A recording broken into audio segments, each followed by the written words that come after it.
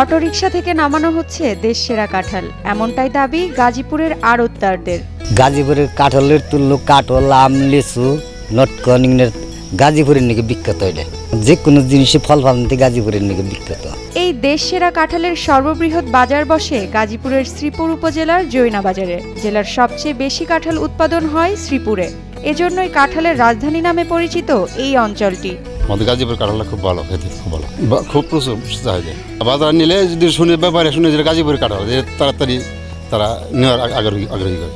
এ বাজারের কাঁঠালের মান খুবই ভালো, অনেক সুস্বাদু, তাই দূর দূরান্ত থেকে কাঁঠাল কিনতে আসেন অনেকেই। পাইকারি মূল্যে কাঁঠাল কিনে খুচরা মূল্যে বিক্রি হয় রাজধানীর ঢাকা সহ দেশের বিভিন্ন স্থানে। আমি ঢাকা উত্তরবাড্ডা থেকে আসছি কাঁঠাল নিতে। গৃহস্থরা কাঁঠাল নিয়ে আসে, এখান থেকে আমরা কাঁঠাল কিনে নিয়ে উত্তরবাড্ডা খুচরা মূল্যে বিক্রি করি। এখানে পাইকারি কিনি, ওইখানে নিয়ে খুচরা মূল্যে বিক্রি করি।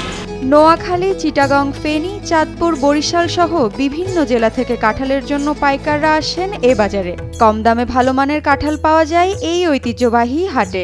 মৌসুম এলেই যেন জমজমাট হয়ে পড়ে গাজীপুরের কাঁঠালের এই বাজার। নোয়াখালী আরদে বিক্রি করবো, আরতদারে। গাজীপুরের কাঁঠালের তুল্য কাঁঠাল, আম, লিচু, নটকনিংয়ের গাজীপুরের নাকি বিখ্যাত। এটা হ্যাঁ, যে কোনো জিনিসই ফল ফলান্তি গাজীপুরের নাকি বিখ্যাত। আমাকে নোয়াখালী যখন কাঁঠাল দেবো, চিটাগাঙ্গিয়া কাঁঠাল আছে, আমাকে গাজীপুরের কাঁঠাল গেলে বিক্রি করা হলো না। গাজীপুরের ফলের অনেক মূল্য। শ্রীপুর উপজেলার এক কৃষক জানান, এবছর তার 20টি কাঁঠাল গাছে সমানতালে কাঁঠাল ধরেছে। আবহাওয়া বৈরী থাকলেও ফলন এসেছে ভালোই।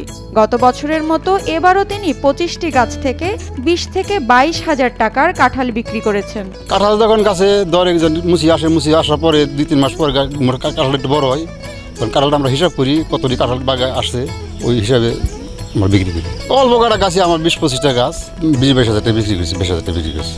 বসুন্ধরা টিস্যুতে ছাড়ের ছড়াছড়ি। বসুন্ধরা টিস্যু নিয়ে এলো নিশ্চিত ছাড়। গত বছরের মতো এবছরেও প্রতিটি গাছে প্রচুর কাঁঠাল ধরেছে। তবে কাঁঠাল চাষিরা বলছেন, এবার তীব্র তাপদাহে কাঁঠালের মুচি ঝরে পড়ার কারণে বাড়তে পারেনি কাঁঠাল। বৃষ্টি হলে আরও ভালো ফলন হতে পারত বলে মনে করেন কাঁঠাল চাষিরা।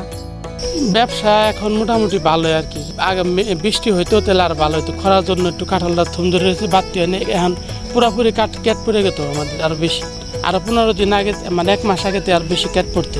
গাজীপুরের কাঁঠাল চাষ, উৎপাদন ও বিক্রির সঙ্গে জড়িত সংশ্লিষ্টরা জানিয়েছেন, গাজীপুরের কাঁঠাল শুধু দেশসেরাই নয়, এই শিল্পাঞ্চলের কাঁঠাল দেশের গণ্ডি পেরিয়ে বিদেশেও রপ্তানি করা হয়।